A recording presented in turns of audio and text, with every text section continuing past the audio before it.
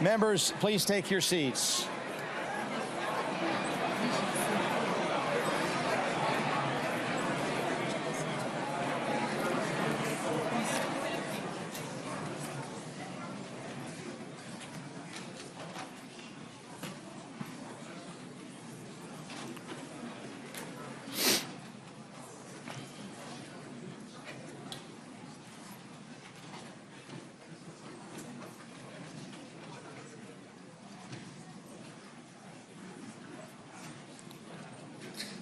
Please take your seats, members. Sergeant Kelly is recognized. Mr. Speaker, the Lieutenant Governor, the Cabinet, and the Congressional Delegation of Florida. Let the Lieutenant Governor, the Cabinet, and the Congressional Delegation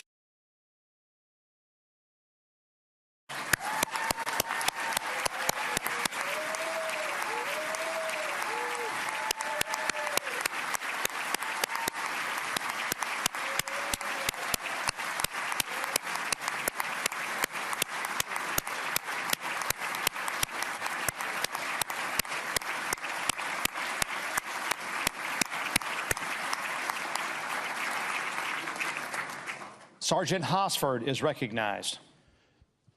Mr. Speaker, the Supreme Court of Florida. Let the Supreme Court be received.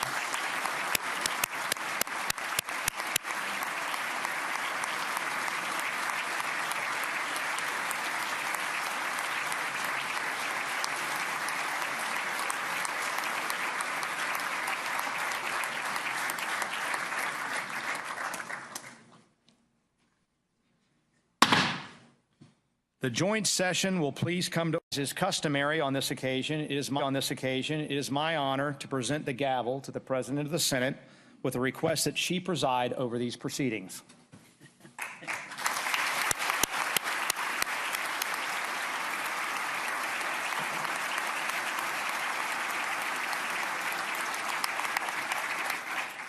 Thank you, Mr. Speaker.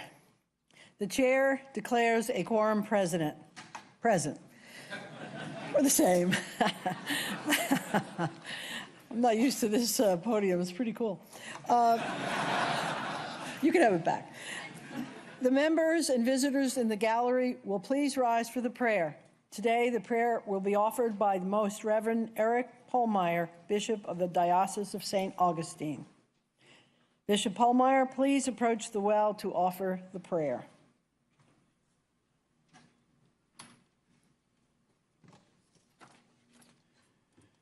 Lord our God, we turn to you today with anticipation and hope. I ask your blessing on these men and women who commit themselves to the service of the state of Florida. Lord, you are the author of life and the source of human flourishing. In the beginning, you created a world of order out of chaos. You entrusted the care of your creation to humanity to cooperate with you and share in your gifts. I ask you to guide these public servants in their responsibilities. Help them be good stewards of the resources of this state. Guide them in their efforts for justice, mercy, and the good of each person who is beloved to you. Give them the wisdom they need to recognize the value of every person, regardless of the differences that too often divide us. Send your Spirit upon the proceedings of the coming weeks so that conflicts can be resolved with charity, so that selfish interests can give way to the common good. Draw from the hearts of these men and women the virtues of integrity and humility. Help them work toward the values that bring forth a greater society built on mutual respect and concern for the most vulnerable members of the human family. Receive the talents they place at the service of this state so that each citizen may thrive and grow. Give them insight to overcome every challenge and patience to know your will in the path ahead. May this work be for the glory of your name and the good of all your people. Amen. Amen. The members and visitors in the gallery will please remain standing for the Pledge of Allegiance. The Pledge of Allegiance will be led today by Senate Pro Tempore Dennis Baxley and House Speaker Pro Tempore Chuck Clemens. I pledge allegiance to the flag of the United States of America and to the republic for which it stands, one nation under God, indivisible, with liberty and justice for all. The members will please remain standing. Joining us today to sing the national anthem is the Flagler College Key of C's Chamber Choir, led by Director Kip Tacey. Director Tacey, you are recognized for the anthem. Oh, say, can you see by the dawn's early light what so proudly we hailed at the twilight's last gleaming, whose broad stripes and bright stars through the perilous fight o'er the ramparts we watched were so gallantly streaming, and the rocket's red glare, the bombs bursting in air, it proved through the night that our flag was still there. Oh, say does that star-spangled banner yet wave o'er the land of the free and the home of the brave free.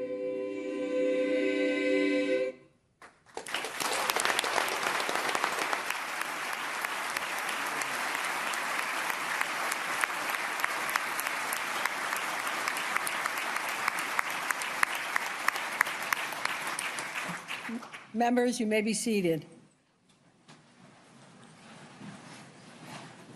For what purpose does Leader Grant rise? To make a motion, Madam President. You're recognized.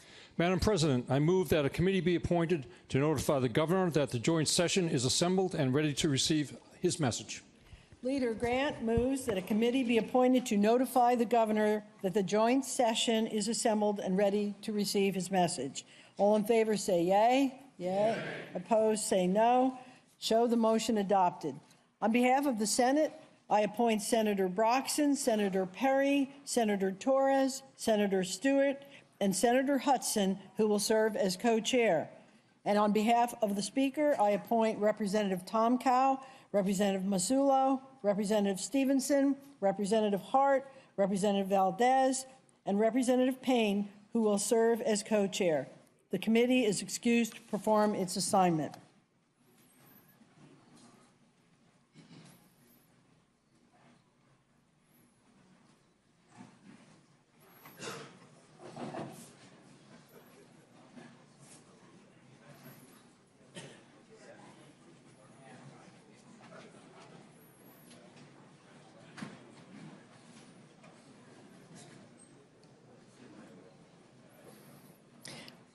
It is my pleasure to introduce two very special guests who have joined us for this occasion.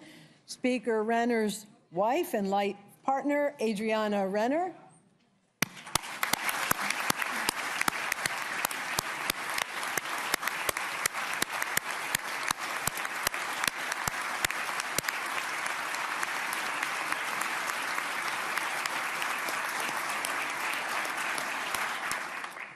And my much better half, my husband and partner in life, John Pasadomo.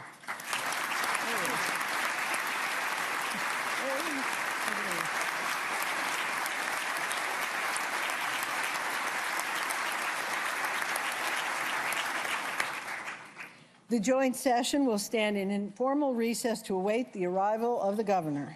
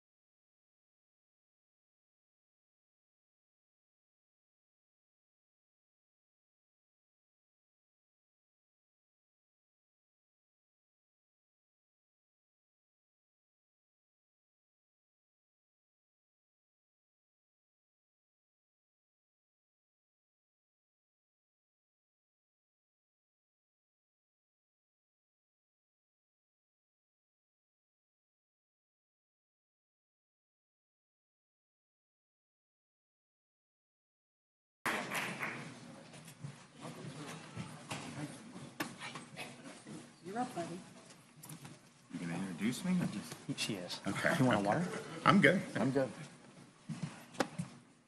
I am honored and thrilled to present our great governor of the state of Florida, Ron DeSantis. All right.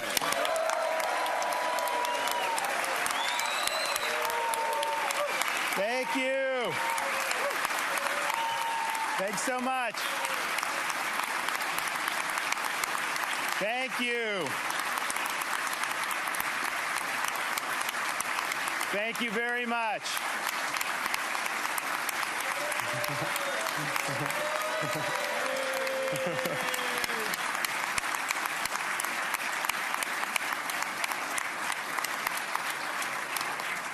Mr. Speaker, Madam President, members of the legislature, and fellow citizens, my duty under the Constitution is to inform the legislature concerning the condition of the state and to recommend measures in the public interest. Well, as we used to do in the military, here's the bluff, the bottom line up front.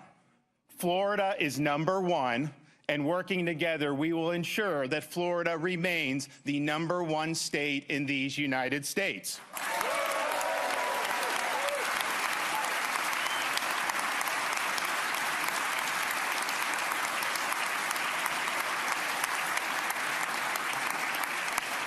Florida is the fastest growing state in the nation. We rank #1 for net in-migration. We rank #1 in the nation for new business formations. We are #1 in economic growth amongst large states.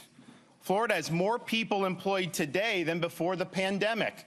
Our unemployment rate is one of the lowest on record, and it is significantly lower than the national average. And of course, as many of you know in this room, the last 2 years, we've seen the largest budget surpluses in the history of the state of Florida.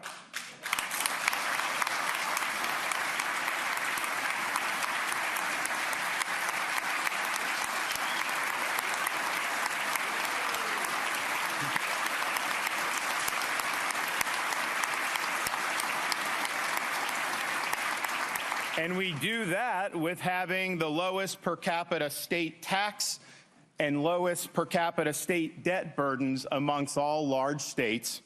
We rank #1 in the nation in tourism, and we just experienced yet another record-breaking year for visitors to the Sunshine State.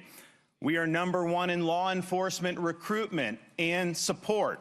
Florida's crime rate stands at a 50-year low. We are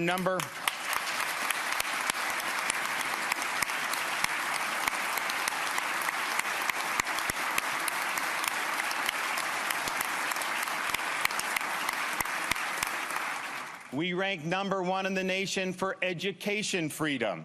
We rank #1 in the nation for parental involvement in education. We rank #1 in 4th grade reading and math amongst all large states, and we have the #1 public higher education system in the country. We are #1 amongst large states for the quality of our roads, and Florida has the top 3 cruise ports in the entire world. We rank #1 for space-related development, manufacturing, and flight. And maybe most famously, we rank #1 for protections of our citizens against the biomedical security state, from prohibiting jab or job mandates to banning vaccine passports to ensuring hospital visitation rights.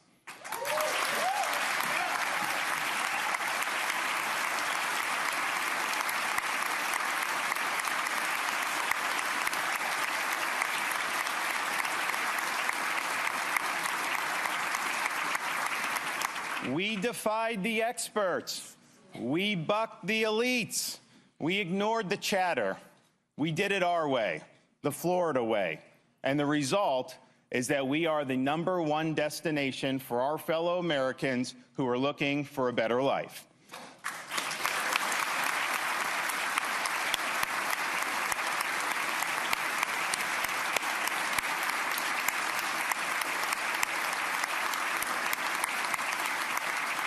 Working together, we have met big challenges, and we've led the nation on many big issues.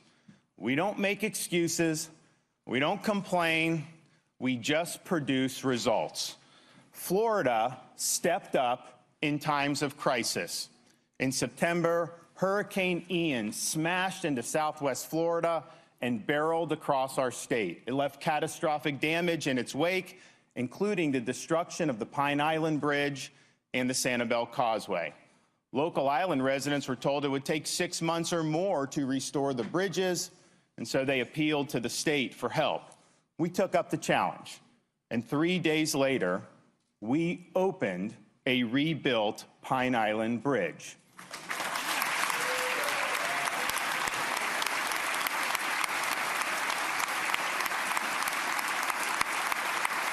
And 2 weeks after that, we were able to reopen the Sanibel Causeway after it had been severed in 3 locations.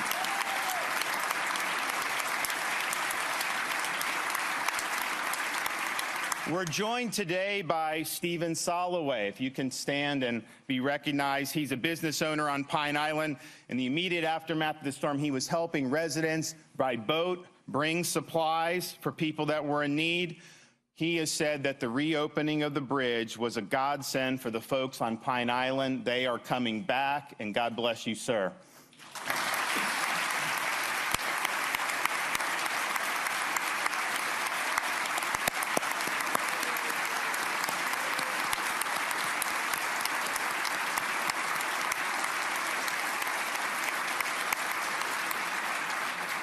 Julie Wappis is the 4th grade teacher at the Sanibel School. She lost everything in her home and in her classroom.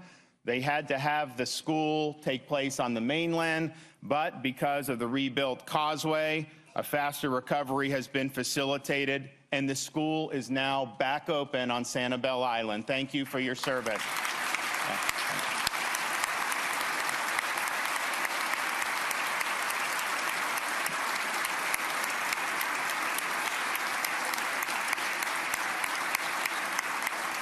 Also with us today is Barbara Morgan, a resident of Lee County. She was displaced from her home, very bad damage, and she was trying to get a temporary trailer from FEMA. Well, they weren't moving fast enough, so the state of Florida, in a first-of-its-kind program in the nation, stepped up to the plate, created our own program for travel trailers, and we were delighted to be able to get Barbara in a trailer on her own property as she works to rehab her home. Thank you for being here, and God bless you.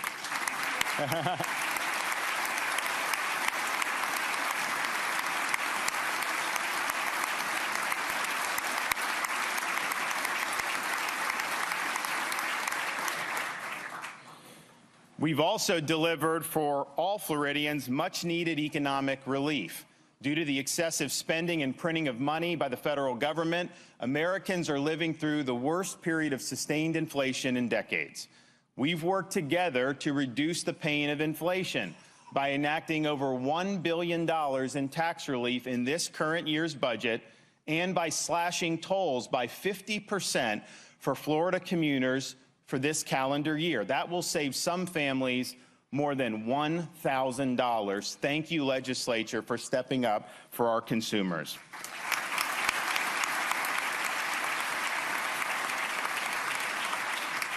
Florida is proud to stand for law and order.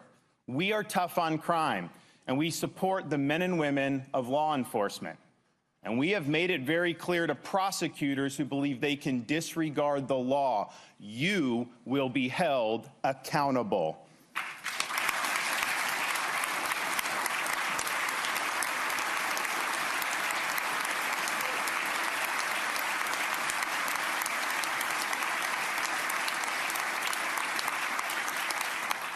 Thanks to action of the legislature, we enacted a recruitment bonus program to recruit law enforcement officers from other states, and that program has surpassed expectations.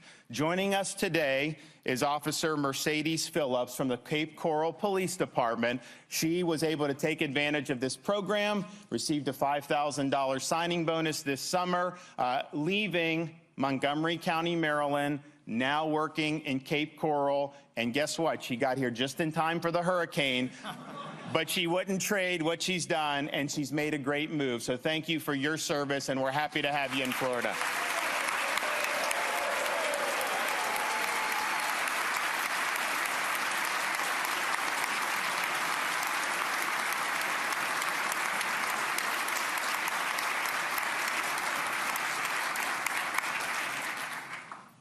We believe that borders matter, and we have fought against illegal immigration in the state of Florida, from banning sanctuary cities to suing the Biden administration over its catch and release policies to transporting illegal aliens to sanctuary jurisdictions. We have put Floridians first, and we will continue to do that. We've also provided robust support for K-12 education. We have enacted record increases in teacher salaries. We've expanded school choice, and we have protected the rights of parents. Joining us here today is Takesha Barrow, a fifth-grade teacher from Renaissance Charter School in Wellington and a U.S. Army veteran. She had to leave the teaching profession for a time being. Part of the reason she came back is because we were increasing salaries, and so she's brought her U.S. Army experience back into the classroom. So thank you for what you do every day for our students. God bless.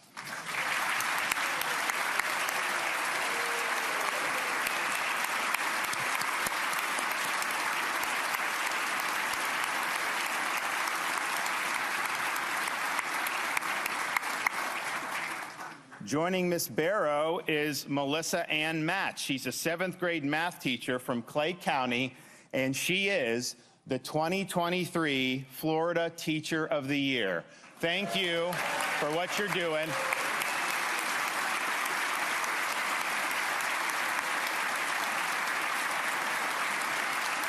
And keep up the great work. Thank you so much. We're also joined by Alicia Ferrant. She's a mother of 5 who attend Orange County Public Schools. She was a concerned parent a year or two ago because she saw that there was inappropriate material in her children's library and school, things that were even pornographic. So she raised the issue. She got a positive result, but she decided to get more involved, and in this past November, she was elected to the Orange County School Board as a parents' rights candidate. Congratulations to you, and best of luck.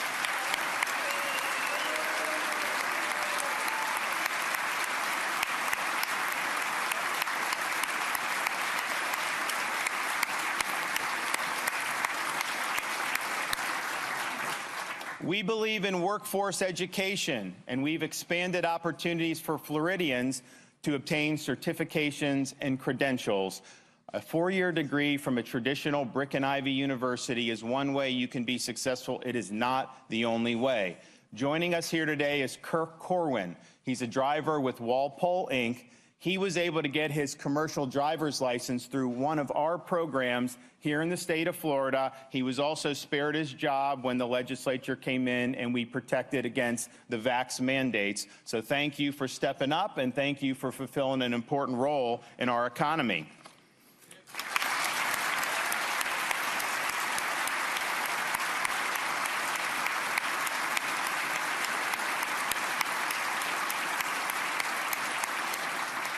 Four years ago, the state was producing about 600 truck drivers a year. Now, through all of our initiatives over the last 4 years, we're capable of producing 3,500 truck drivers each and every year. You want to talk about supply chain, you want to talk about making sure our economy runs. These guys are really important for that. We're also another very important role in the state of Florida. She's recently graduated from the nursing program at Seminole State College. I think, as many of you know, there's a nationwide nursing shortage, and so what we've been able to do with the help of the legislature systems so we can train more Floridians to become nurses. Thank you for what you're doing. I know everybody appreciates having a great nurse. God bless.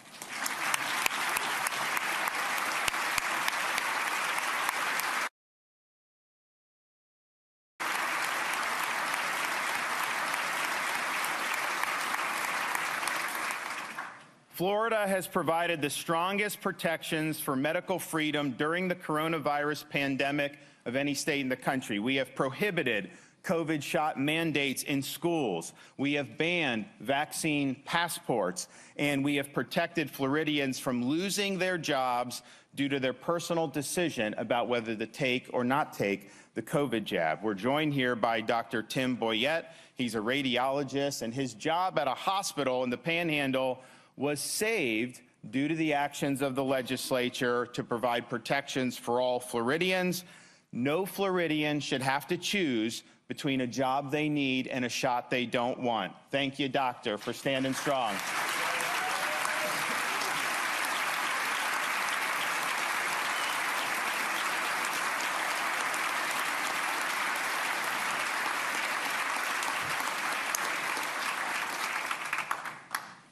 With your support, we've ushered in a new era of stewardship for Florida's natural resources, securing historic funding for water quality and Everglades projects, improving our water policy, and utilizing technology to combat things like algal blooms and red tide.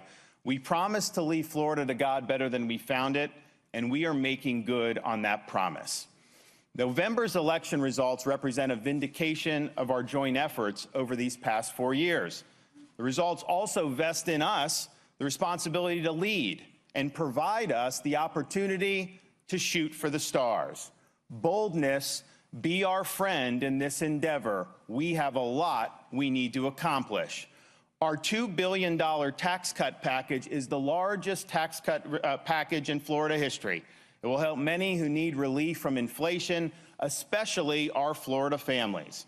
By permanently eliminating sales tax on all baby supplies, diapers, wipes, clothes, cribs, strollers, we will be able to say that in Florida, having a child will be tax-free. We are proud to be pro-family, and we are proud to be pro-life in the state of Florida.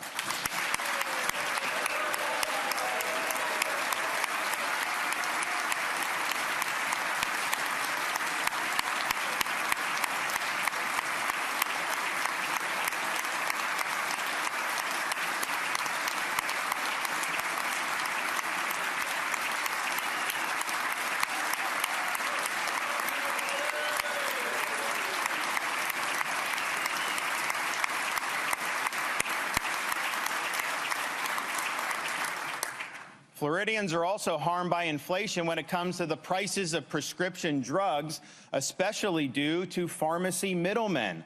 We must bring transparency to the system so that Floridians can save money on their drugs. We need reform of the PBMs.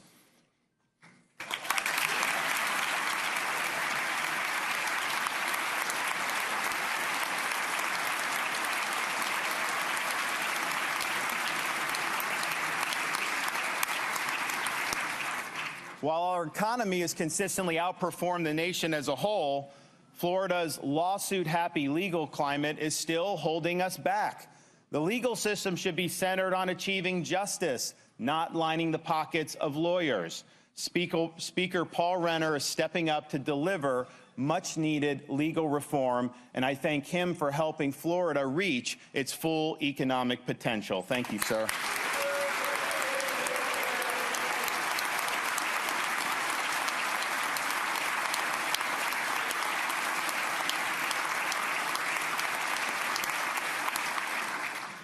Our state is growing. Americans are voting with their feet, and we need to ensure that we're getting ahead of the population expansion by accelerating infrastructure projects.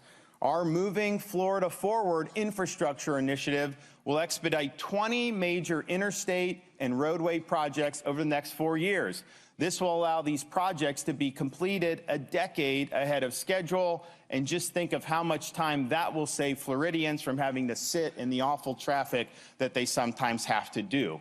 We also need to ensure that our supply of housing is adequate to meet the needs of those in our workforce. Workers who make our economy tick should be able to find a place to live that's affordable in their general area of their jobs. And I want to thank President Kathleen Passidomo for tackling this issue head on, and I look forward to working with her to deliver big results.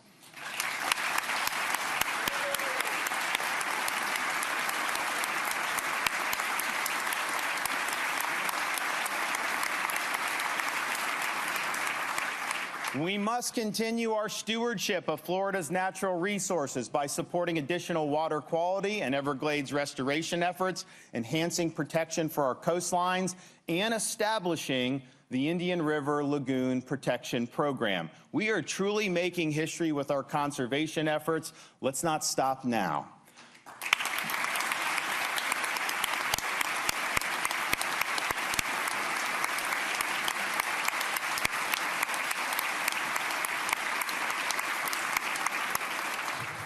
We have rejected the biomedical security state in Florida and have provided protections for Floridians against unwanted medical interventions, but those protections are set to expire in July.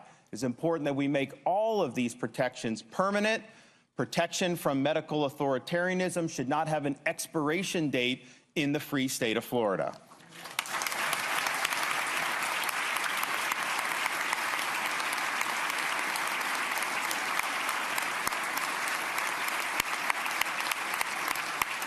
We also need to protect the free speech rights and conscience rights of physicians.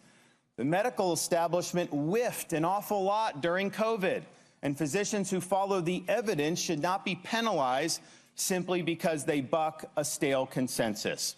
We must continue our momentum with K-12 education by increasing teacher salaries, enacting a teacher's Bill of Rights, providing paycheck protection for teachers, expanding school choice, and fortifying parents' rights.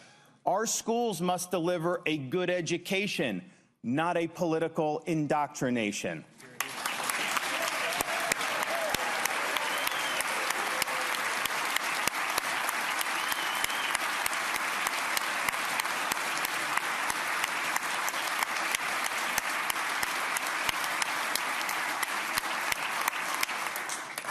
And it's sad that we have to say this, but our children are not guinea pigs for science experimentation, and we cannot allow people to make money off mutilating them.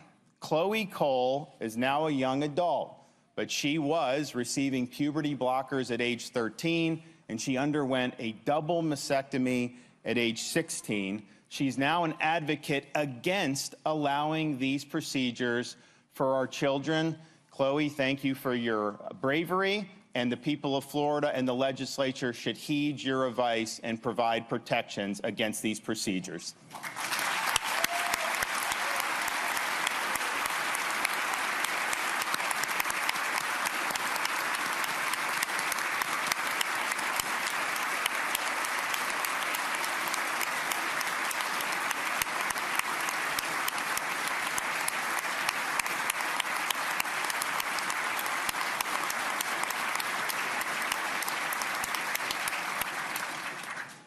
The massive amount of fentanyl being trafficked across the southern border has devastated families across our nation. Kim Kelly from Jacksonville is joining us. She recently lost her son Palmer to fentanyl poisoning, but she is sharing Palmer's story because she wants to see additional accountability. Thank you for your bravery, and we're so sorry for your loss.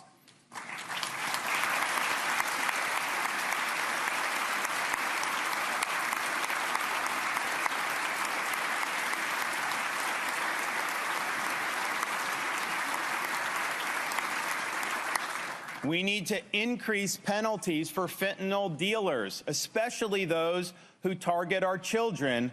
And to do that, we must treat them like the murderers that they are.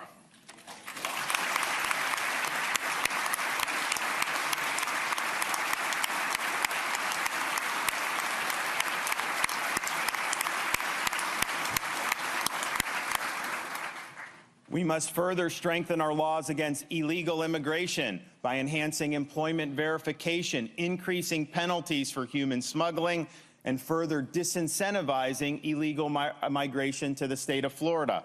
Florida is not a sanctuary state, and we will uphold the rule of law.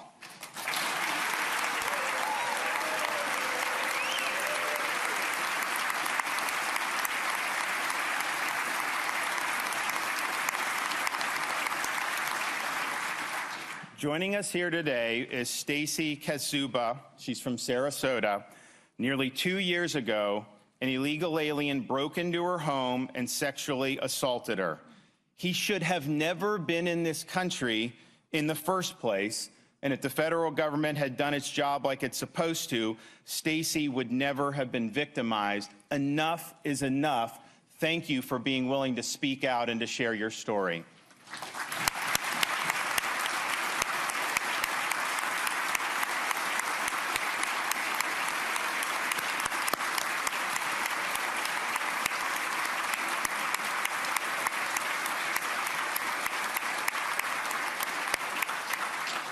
We also need to ensure that our bail system is conducive to public safety. Dangerous criminals should not simply be put back on the street like we see what happens in states that have gone so far as to abolish cash bail entirely.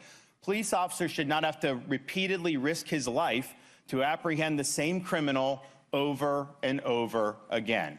We also understand that part of fighting crime is to protect Floridians' right to defend themselves. A constitutional right should not require a permission slip from the government. It is time we join 25 other states to enact constitutional carry in the state of Florida.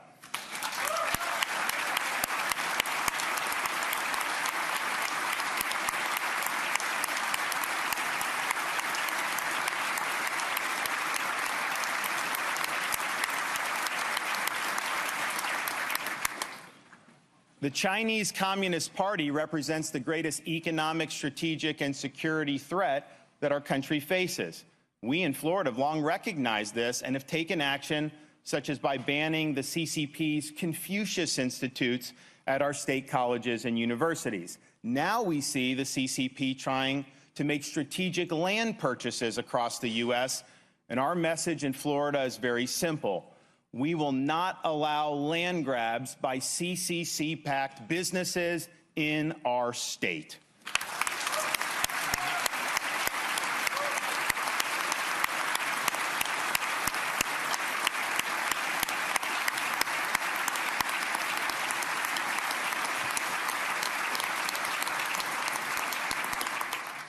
I am happy to be joined here by our First Lady, my wife, Casey. We got Mason on the lap. There he is, sitting there. Over the past 4 years, she spearheaded efforts to help our youth avoid drugs, promote emotional resiliency in schools, and provide a pathway to prosperity for the less fortunate. She also gave birth to our daughter, Mamie, and most recently, fought a battle against breast cancer. I was here last year saying we would be able to announce that she was cancer-free, and I can tell you she is cancer-free and she is doing better than ever.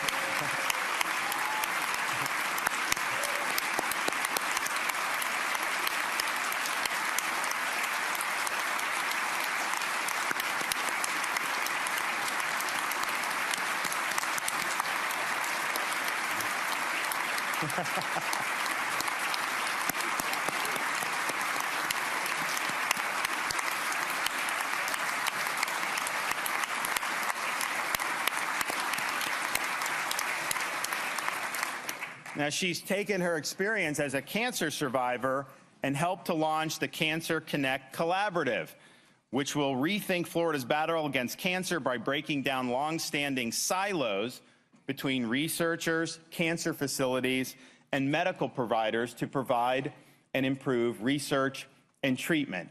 And I want to thank her for taking her experience, as difficult it was, and applying it in ways that are going to help people battle cancer. Thank you so much.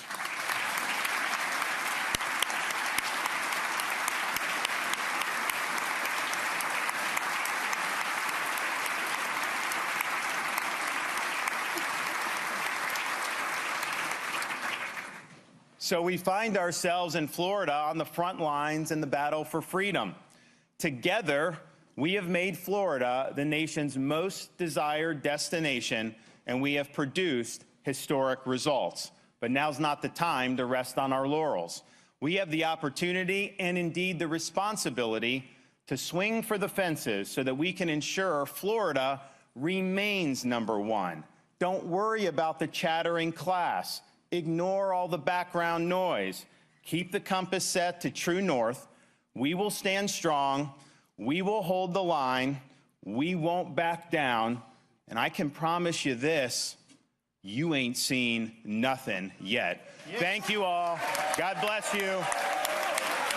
Thank you.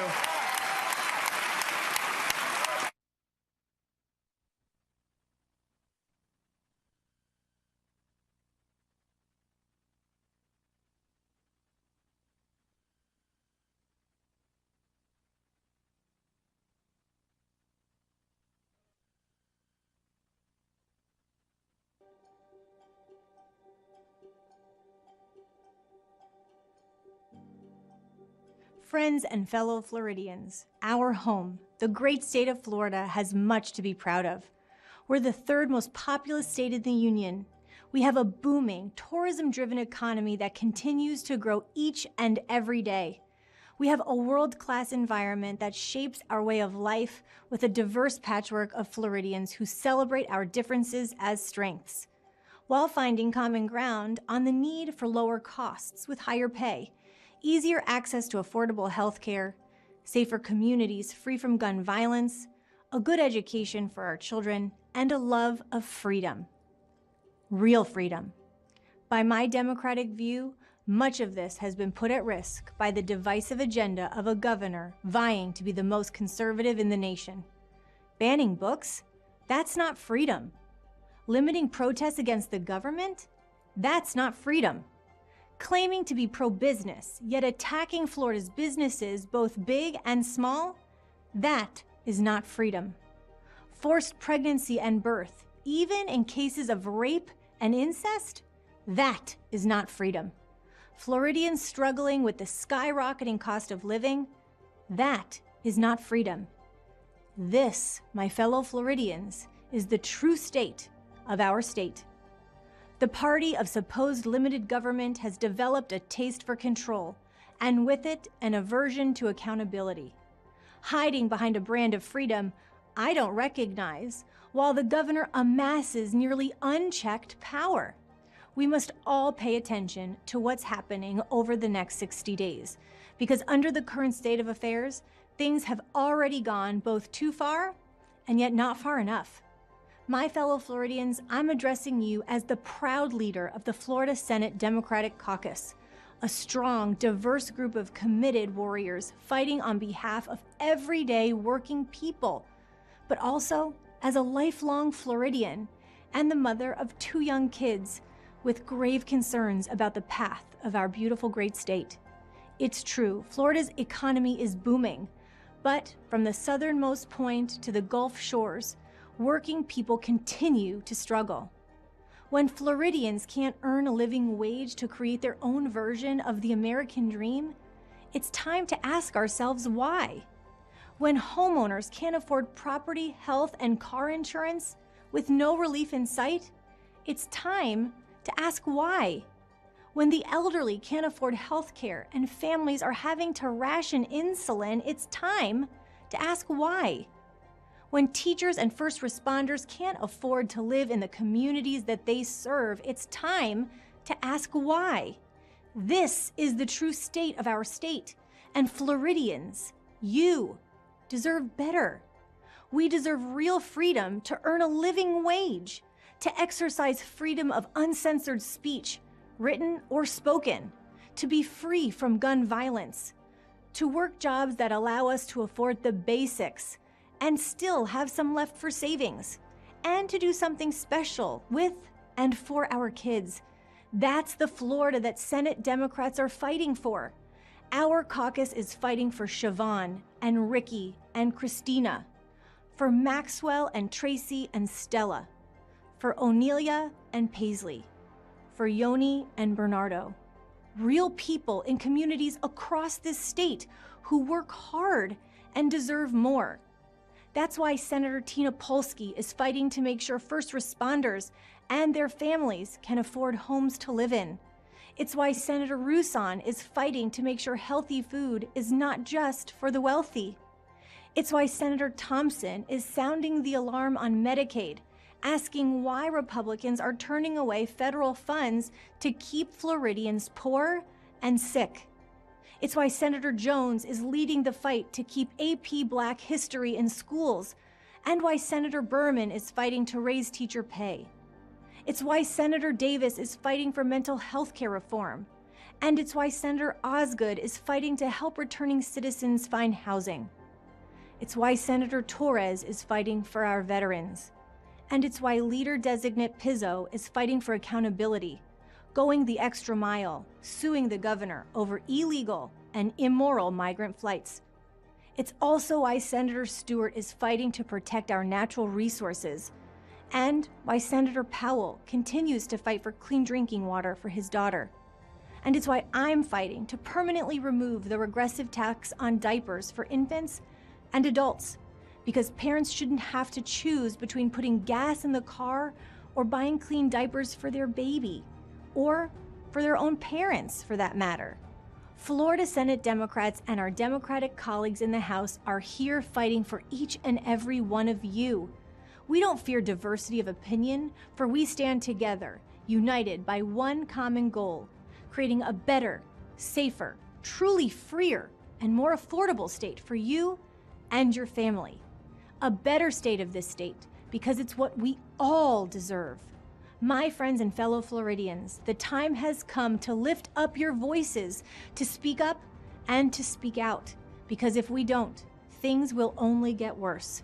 Your elected Democratic leaders will never give up this fight to create a better state for each and every one of us, regardless of age, race, religion, socioeconomic status, or anything else. Because every Floridian and every child deserves a future filled with opportunity. We're fighting for the values of working people, the very backbone of our beautiful great state. We're fighting to bring back free and uncensored speech, because that's how great ideas and how smart policy is made.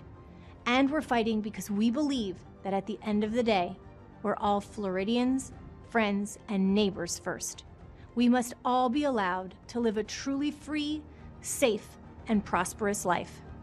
Over the next 60 days of the legislative session and beyond, we need freedom-loving Floridians everywhere to get engaged and stay engaged, to make our voices heard and to stand up not only for our own rights and freedoms, but for those of our fellow Floridians. Because make no mistake, dangerous attempts to undermine our freedoms as we know them will continue to occur if we don't stand up and fight.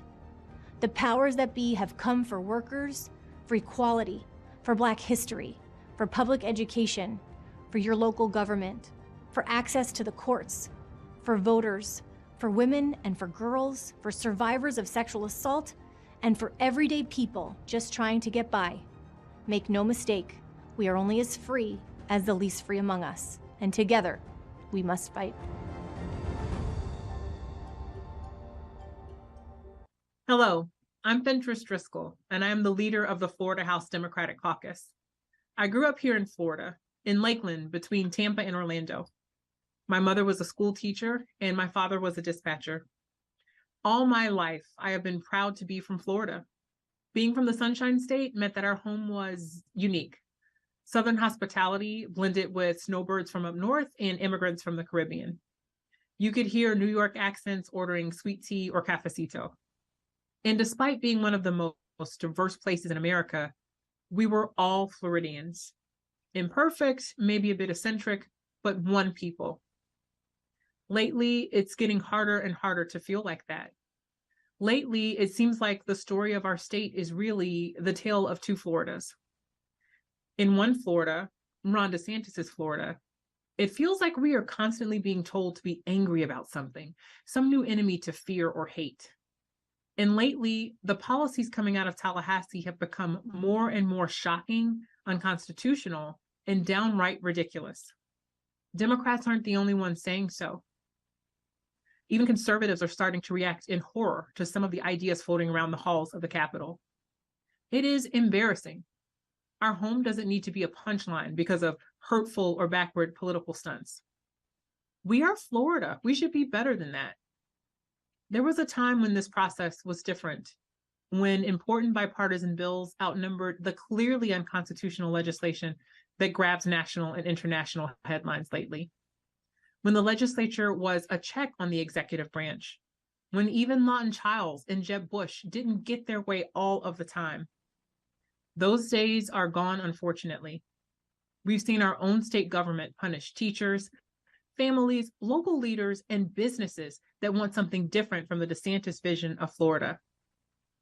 Ron DeSantis has proven time and time again that he is either unaware or uninterested in addressing the kitchen table problems Florida families are struggling with every single day. How to pay their rising property insurance bill or rent, find affordable health care, and make sure their kids are getting a quality education.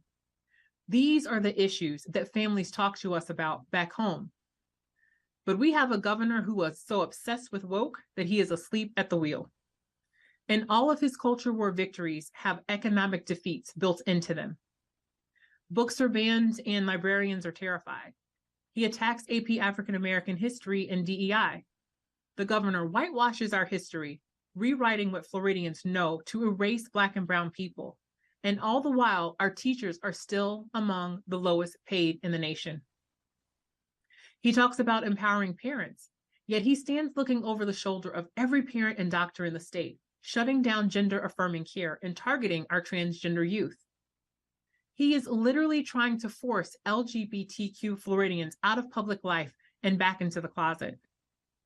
He gets headlines for attacking ESG, but it could cost Florida taxpayers hundreds of millions of dollars, and the free market be damned. He spends our tax dollars on illegal political stunts to fly migrants from Texas to Massachusetts. But the legislature can just rewrite the laws to make it okay. He will attack President Biden and Congress over and over again, but won't mention that 1 out of every $3 he spends comes from the federal government. They will pass their unpopular permitless carry bill, but we are in a gun violence crisis, and this will only make things worse. Republicans have traded our safety for an A+ rating from the NRA. Families can't make enough money to get ahead and thrive in this state, but he made sure Disney knows who's in charge. He wants to campaign on COVID anger, but never mentions that he locked down Florida, that he cheerily promoted the vaccine, or that the state's unemployment system completely collapsed, leaving countless Florida families desperate during the worst crisis most of us have ever experienced. And finally, Ron DeSantis has promised to further restrict abortion access in Florida. I now have fewer rights than my mother did. And what about Florida's young daughters and granddaughters? What rights over their own bodies and health will they have left? Floridians have real problems, and they're not the divisive fights picked by the presidential hopeful living in our governor's mansion, who treats Florida as just the audition for his next job. In Ron DeSantis' Florida, every conflict is a political opportunity to crush those who disagree with you, and you never let go of a good grievance. But then there's the other Florida, the real Florida, where families live, love, and struggle every day. Not the Florida of headlines or punchlines. Every culture war battle is a missed opportunity for Florida's government to do something to improve our lives. Floridians are being crushed under an affordability crisis. We pay the highest homeowners insurance rates in the country, 2 special sessions, and still no relief for Floridians. Rent prices are out of control. And for too many, saving enough to buy a home is just a dream. And that's before the utility bills are due. Florida Republicans have spent 2 decades ignoring the housing problem, taking money intended for affordable housing to fund their tax breaks for the wealthiest Floridians. Over $2 billion in counting has been taken from housing funds, fueling the problem that we have today. We can make the common sense decision to expand Medicaid so that low-income Floridians could get access to high-quality affordable health care for themselves and their families. Florida is one of only 11 states that still rejects this federal money. This would reduce healthcare costs by millions of dollars and would be life-changing for hundreds of thousands of our neighbors. All we need to do is say yes. Our caucus will spend this upcoming session pushing back as hard as we can against the bad bills that are coming. We will be the loyal opposition, speaking for our constituents back home and Floridians across the state. We have a different vision for Florida. We believe every Floridian deserves the freedom to be healthy, prosperous, and safe. We all deserve to be free of government overreach into our lives. We deserve access to the best healthcare possible so that our families stay healthy and an illness or injury doesn't mean financial ruin. We deserve a fair shot at success and prosperity, to have good jobs with fair wages so we can provide for our families and give them the foundation for their own success. And for our kids, prosperity starts by having a good, high-quality education to prepare them for the modern workplace. We deserve to be able to live in safe communities. That means free from gun violence and from the devastating storms made stronger and more frequent by climate change. Assuming Ron DeSantis wins the GOP nomination for president, he's going to leave Florida with all the problems he has ignored or created. The state of Florida is that we are on the edge. DeSantis has picked divisive fight after fight, all for his own political ambitions. His vision for Florida is that it is his springboard to Washington, D.C. But our path is not carved in stone. We can get back to more reasonable times when Tallahassee functioned as more than one man's publicly funded campaign apparatus. We can get back to the business of the people, finding ways to improve the lives of those who sent us here. We can get back to the Sunshine State we know and love, our unique blend of ideas, cultures, languages, and people that we have always called home. Thank you.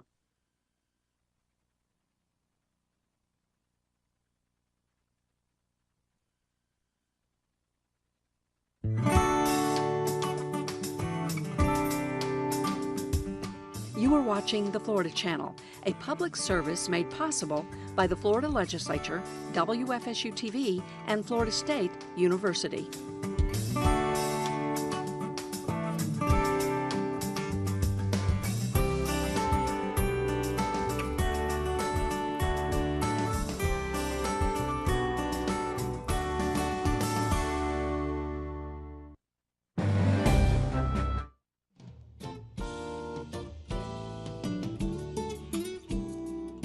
Because I had my 4-year-old son and we didn't know how long he would last. I think we hit most of the high points. We did not hit every single thing that we're going to be pursuing this legislative session. But I think if you look at the campaign and you look after the election, what we've done in the last few months, laying out the key things, that's pretty much what we're going to be working towards. And I think there's going to be a lot of opportunities for a lot of great accomplishments. There's certain things that are really, I think, significant that I didn't necessarily mention. Some of the ESG stuff, very important to Speaker Renner. Yes, we're still pushing on that. Some of the higher education reforms, very important. We are going to be pursuing that. Also, and I know most of you here get this, and you're probably not the ones doing it, but it's like, every person in the legislature can file bills, right?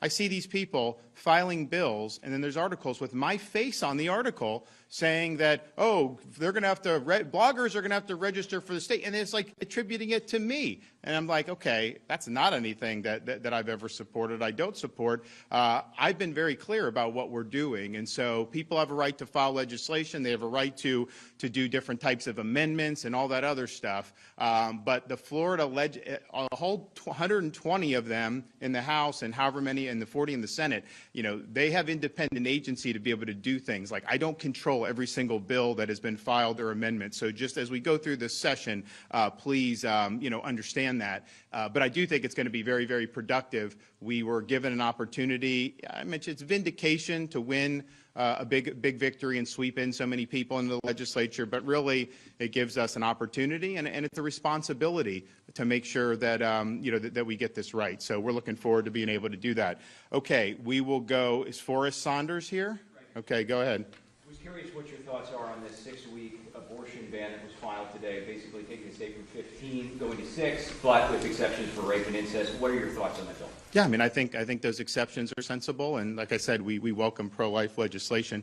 Gary? Yeah, thank you, sir. I wanted to get some clarification on the issue of school choice. Obviously, you're very supportive of school choice. You've made recommendations in your own budget to expand it. But you made some comments during your budget rollout that I just wanted to roll back to about really to whether or not there should be some limits on who's available to get it, depending possibly on income. And I just wondered if you could clarify that and expand on where your thought process is right now. Sure. It's a great question, and it doesn't mean if they do something different that I would not support it, but I just view universal school choice as being, if you have a family that's very high income, they have school choice. They don't necessarily need to be eligible for the program. They are eligible. They can go, pay tuition, and do it. I think there's a philosophical interest among some to say everybody, universal, money falls to students. And I get that, and philosophically I'm not even opposed to that. But you just have to make choices about, okay, how much money are you going to do for people already in private school potential? Family can afford it, no problem. Are you then going to send them a scholarship too? And I know the House and Senate are going to be working through that. So as a matter of first principle, I support universal being able to do it. But I also know we're in a situation now in Florida. We have limited number of seats that we could even accommodate in private school. I'd like to see the focus remain on, of course, low income, but even getting into the middle and even some sense even higher middle class. You look at like Miami and some of these places, you could be making $150,000 household of 4 or 5. And that doesn't go as far as it used to, not just with the inflation, just with everything else that's going on. So I wouldn't say that any of that would be a deal breaker for me per se, but I am totally comfortable saying that if everyone in Florida who can afford it can go on their own without getting it, and everyone who can't gets a scholarship, to me that is still universal. Okay, is Libby Dean here? Hi. Welcome. It's your first State of the State, right? It is my first Okay.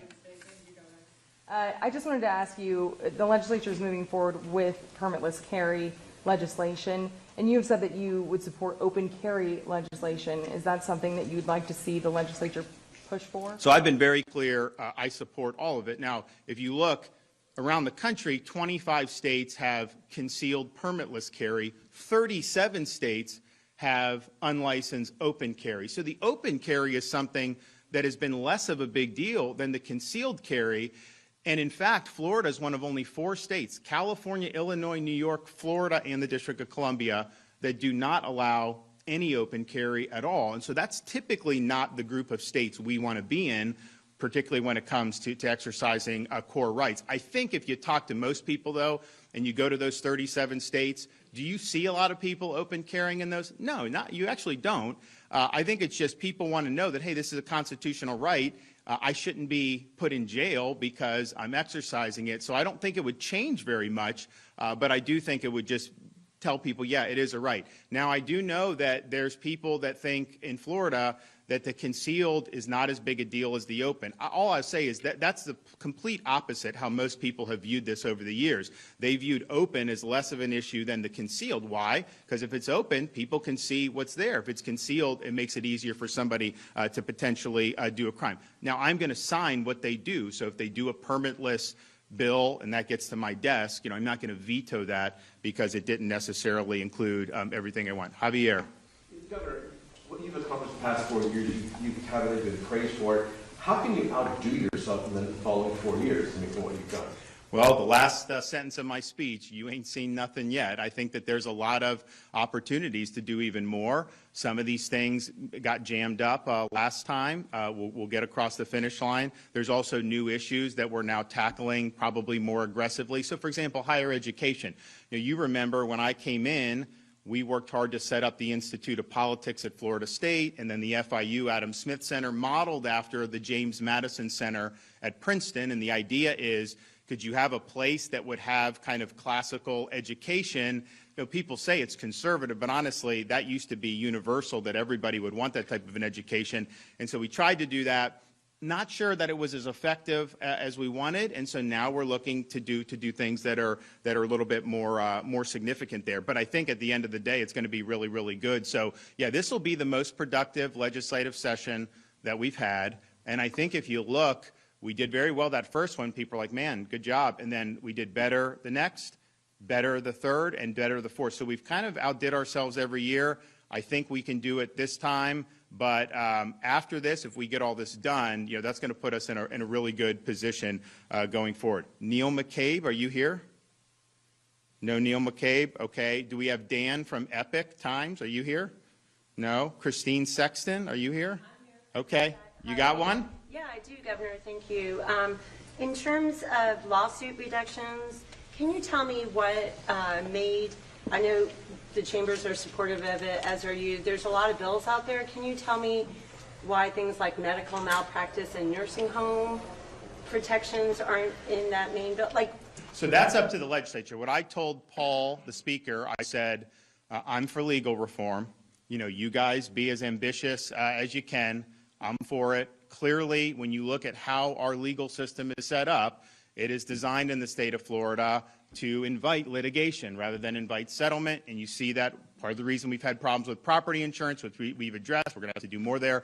Part of the reason we have high auto insurance rates because of the litigation climate. So I think all those, but I'm not saying don't do this or don't do that. I'd like to see across the board legal reform. And I will say, just having on the medical, having dealt with COVID, there were some bad actors with some of the COVID stuff in the medical profession. And my view had always been, look, these are judgments and, there's no warranty of cure. And I still believe that. But I think there was a real reluctance to come to terms with the actual evidence.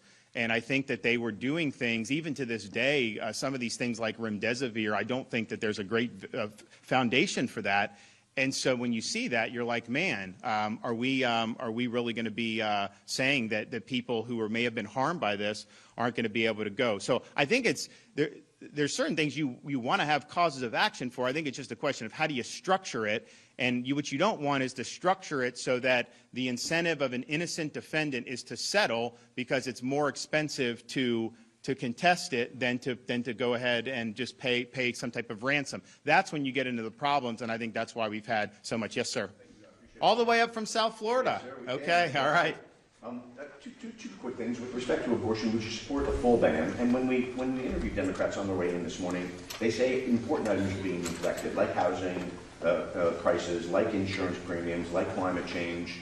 Well, I'll take all this. So, first of all, I just endorsed what the Senate President's doing in terms, that's her #1 priority is affordable housing. And she's going to do a lot of different things. I think there's going to be a lot of things that are going to be very positive. For example, some of the local government restrictions artificially raise the price. It makes it difficult to build in certain areas, and particularly where you have some of these, like in her district, you've got some of these strip malls that are kind of on the way out.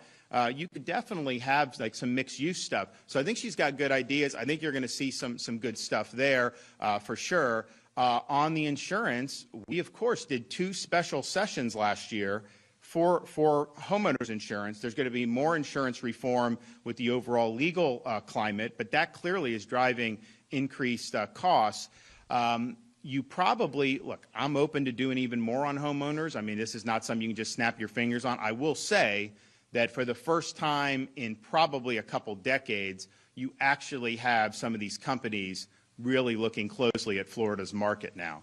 Because I think that if the underlying structure of the market is sound, yes, we are more storm prone. Yes, we're going to have higher premiums here than a place in other parts of the country that doesn't have the perils. I think most Floridians get that. I think the issue is, we want stability in this, and we don't want to see artificial increases. And if people have the ability to choose between a number of companies, that really gets us where we want to go. But I will say with Southwest Florida, our the building codes have made a difference. You looked at some of the damage, some of the places that were new construction had much more modest. Some didn't have any damage because it's built to those specifications. And so I think the problem